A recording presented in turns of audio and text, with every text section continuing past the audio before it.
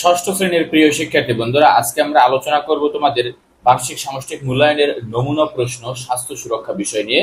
এটি মূলত তোমাদের এনসিটিবি থেকে প্রকাশিত হয়েছে। নমুনা প্রশ্নটি এর আলোকে তোমাদের বার্ষিক সামষ্টিক মূল্যায়ন পরীক্ষার প্রশ্ন হবে। আমরা আজকের ভিডিওতে বহু নির্বাচনী প্রশ্ন এবং এক কথায় প্রশ্ন এই দুইটি নিয়ে আলোচনা করব। পার্ট 1 এবং পার্ট 2 সংক্ষিপ্ত প্রশ্ন এবং বর্ণনামূলক প্রশ্নগুলো আলোচনা করব। এভাবে সারা বছর সমাধান পেতে তোমরা জয়স লাইব্রেরির সাথেই থাকবে।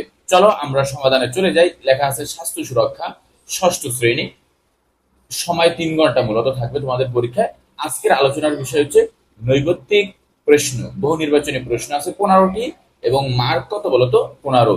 নিচের কোনটি আমাদের খাদ্য হজমে সহায়তা করে? আমরা জানি খাদ্য হজমে সহায়তা করে ফাইবার বা আঁশযুক্ত খাবার। ফাইবার বা আঁশযুক্ত খাবার। জাম্পিং জ্যাকের উপকারিতা কোনটি? জাম্পিং জ্যাকের উপকারিতা হচ্ছে পায়ের শক্তি বৃদ্ধি করে। জাম্পিং জ্যাক মানে উপর নিচ আপ ডাউন করে লাফালাফি করার মতো। এবারে বিশ্ব স্বাস্থ্য সংস্থা অর্থাৎ হু, ওয়ার্ল্ড হেলথ অর্গানাইজেশনের মতে কত বছর পর্যন্ত বয়সকালকে বয়ঃসন্ধিকাল হিসেবে গণ্য করা হয়? আমরা জানি 10 থেকে 19 বছর বয়সকে বয়ঃসন্ধিকালীন হিসেবে গণ্য করা হয় হু এর মতে। হু হচ্ছে ওয়ার্ল্ড হেলথ অর্গানাইজেশন। মানুষের অবসন্নতা সৃষ্টির জন্য দায়ী কোনটি? মানুষের অবসন্নতা সৃষ্টির জন্য দায়ী কোনটি? আমরা জানি শব্দ দূষণ। খালি কানের ভিতরে বাজে আমাদের শহরে, এটা হচ্ছে অবসন্নতার মূল কারণ। নিচের কোনটি আমাদের কাজ করার শক্তি যোগায়? নিচের কোনটি কাজ করার শক্তি যোগায় আমাদের? এখানে বলা আছে পানি, মাছ, বলা আছে লাল শাক এবং আলু। এখানে উত্তর হবে কি আলু। বলছে নিচের কোনটি আমাদের কাজ করার শক্তি যোগায়? মানে আমরা কাজ করার শক্তি পেয়ে থাকি শর্করা থেকে। কি থেকে? শর্করা থেকে। শর্করা কি? আমরা জানি গম, আলু, আটা, এগুলো সব শর্করা। এর জন্য শর্করা জাতীয় যে কোনো একটি প্রশ্ন থাকবে। তোমাকে এখানে চাল লিখে দিতে পারতো, তাহলে চাল হইব। আটা লিখলে আটা, আলু লিখলে আলু। কারণ অর্থাৎ শর্করা জাতীয় খাবারই আমাদের শক্তি যোগায়, আমরা জানি। এরপরে 6 নং, নিচের কোনটি ইনডোর গেম? কোনটি ইনডোর গেম? ইনডোর গেম হচ্ছে ক্যারাম। ইনডোর গেম বলতে কাকে বলে? মনে রাখবা যে খেলাগুলো একটি আবদ্ধ জায়গায় অনুষ্ঠিত হয় ওইগুলোকে আমরা বলি ইনডোর গেম। ডায়াবেটিস রোগ প্রতিরোধের উপায় কোনটি? ডায়াবেটিস রোগ প্রতিরোধের উপায় কোনটি? আমরা জানি প্রতিদিন কমপক্ষে 1 ঘন্টা শরীর চর্চা করতে হবে, বসে থাকা যাবে না। তাহলে ডায়াবেটিস নিয়ন্ত্রিত হবে। তার আর ডায়াবেটিস হবে না যদি সে প্রতিদিন 1 ঘন্টা শরীর চর্চা করতে পারে।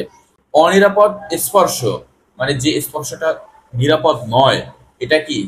অস্বস্তিকর অনুভূতি সৃষ্টি করে। অবশ্যই অস্বস্তিকর অনুভূতি সৃষ্টি করে। তারপর হচ্ছে ব্যক্তিগত সীমানার বাবল ফুটিয়ে দেয়। রাইট। শরীর ও মনকে কষ্ট দেয়, মানে তুমি যে স্পর্শটা চাও না ওই স্পর্শ যদি তোমাকে কেউ করে তাহলে তোমাকে কষ্ট দেয়। সুতরাং তিনটাই হবে আমাদের অ্যান্সার। নিচের কোন ব্যায়ামটি হিপের শক্তি বৃদ্ধি করে? নিচের কোন ব্যায়ামটি হিপের শক্তি বৃদ্ধি করে? অর্থাৎ স্ট্যান্ডিং লাঞ্জেস এর শক্তি বৃদ্ধি করে। নিচের কোনটি বাহ্যিক বা শারীরিক বৈশিষ্ট্য? কোনটি বাহ্যিক বা শারীরিক বৈশিষ্ট্য? আমরা জানি উচ্চতা, এটা হচ্ছে বাহ্যিক বা শারীরিক একটি বৈশিষ্ট্য। নিচের প্রশ্ন পরে 11 এবং 12 নং প্রশ্নের উত্তর দাও। কি বলা আছে আমরা একটু দেখি। রাজীব এবং মেহরিমা ষষ্ঠ শ্রেণীতে পড়ে। সময়ের সাথে সাথে তাদের শরীরের কিছু পরিবর্তন লক্ষ্য করা যাচ্ছে। রাজীবের কণ্ঠস্বর পরিবর্তন এসেছে, শারীরিক গঠন ও দৃঢ়তা হচ্ছে। মেহরিনের মন মেজাজ একদিন ভালো তো পরের দিন খুব খারাপ থাকে।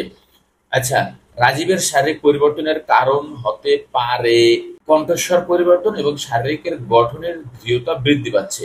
এটি মূলত কোন ধরনের পরিবর্তন? এটাই এখানে বলা হয়েছে। এটি মূলত বসন্তকালীন পরিবর্তন, আমরা জানি। মেহরিমা যে সময়কালে পা দিয়েছে এ সময়ে নিয়মিত পুষ্টিকর খাবার খাওয়া প্রয়োজন। এ সময় কি করা উচিত? বলা আছে কোনো কাজ করা যাবে না, এটা না। যে কোনো কাজ করতে পারবে, সমস্যা নেই। গোসল করা যাবে না, এটাও কথা ঠিক না। মাছ মাংস ডিম নিষেধ, এটাও না। তাহলে আমাদের উত্তর হবে কি? আমাদের উত্তর হবে গহনং প্রশ্নের উত্তর এটা হচ্ছে নিয়মিত পুষ্টিকর খাবার খেতে হবে। নিচের কোনটি আমাদের মূল অনুভূতি? আমাদের মূল অনুভূতি হচ্ছে আনন্দ।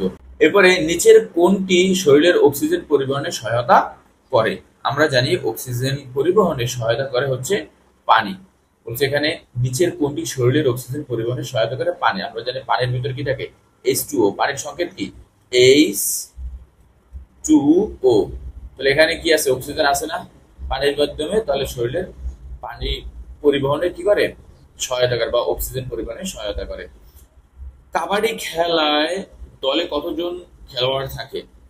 আমরা জানি কাবাডি খেলায় দলে লোক থাকে 7 জন। কয়জন? 7 জন লোক থাকে। এবার আমরা এক কথায় প্রশ্নগুলোর উত্তর দেব ধারাবাহিকভাবে এবং সবার শেষে এই প্রশ্নগুলোর উত্তর আমি লিখে দেব। দেখো, এক কথায় উত্তর দাও।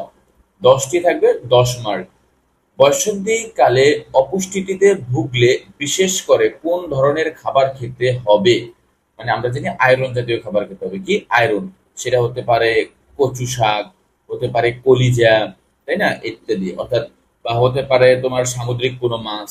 এগুলো হচ্ছে আয়রন জাতীয় খাবার। যে কোনো একটি লেখলেই হবে তোমার উত্তরে। একটি পতঙ্গবাহিত সংক্রামক রোগের নাম বলো। পতঙ্গবাহিত যেরকম এই যে মশা কামড় দেয়, কি হয়? ডেঙ্গু, ম্যালেরিয়া, চিকুনগুনিয়া ইত্যাদি। ক্রিকেট খেলায় প্রতি দলে খেলোয়াড়ের সংখ্যা কত? আমরা জানি 11 জন, এটা অনেকেই জানি। পশু পাখির সাথে আমাদের আচরণ কেমন হওয়া উচিত? মানবিক। তাদের ধৈর্য আটকাইয়ে রাখা যাবে না, খেসার ভিতরে মানবিক হতে হবে। প্যারালাইসিস কোন ধরনের রোগ? এটা একটু ভালো করে রাখো। কোন ধরনের রোগ? এটি একটি স্ট্রোক জনিত, অর্থাৎ মস্তিষ্কের স্ট্রোক জনিত রোগ। মস্তিষ্ক যখন সাড়া দেয় না তখন অঙ্গাণুগুলো বা আমাদের অর্গানগুলো কাজ করে না। এর জন্য এটা বলতে হবে এটি একটি মস্তিষ্কের স্ট্রোক জনিত রোগ অথবা অসংক্রামক রোগ। এটা মানুষের মাধ্যমে ছড়ায় না। এটার জন্য এটাকে তুমি বলতে পারো অসংক্রামক রোগ অথবা মস্তিষ্কের স্ট্রোক জনিত রোগ। আমলকিতে কোন ধরনের ভিটামিন আছে? আমরা জানি আমলকিতে থাকে ভিটামিন সি।